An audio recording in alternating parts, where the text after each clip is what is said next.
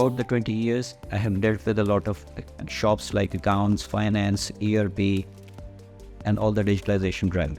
So in our shop of accounts and finance, the business processing information platform that we have been using, the ERP is Microsoft Dynamics GP.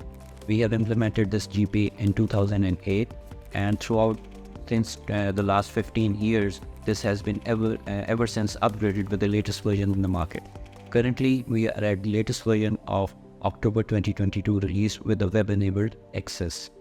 To share a glimpse of the report and the information that we get from GP are the smart lists, the system-built inquiries, and the system inbuilt reports, and one of my favorites, the refreshable spreadsheets, which gives the information on a single click.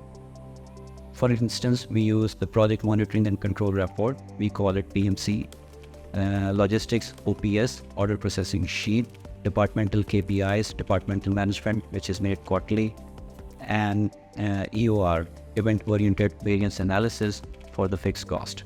Keeping up with the pace of our digitalization drive, we have upgraded our higher management board reports with the tools of Power BI dashboards.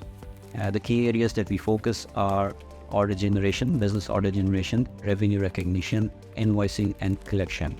We have recently launched our employee expenses paperless environment processing through a system through which online approvals and internal audit is also involved. And moving onwards, to keep up with the pace of our ever-growing digitalization drive, we are focused to have every transaction in the paperless environment. For instance, we would do the requisitioning, purchase ordering, vendor invoicing, all accounting transactions on a paperless environment in the cloud. And the last and not the least, we have a plan to implement Microsoft Dynamics 365 Business Central in the near future.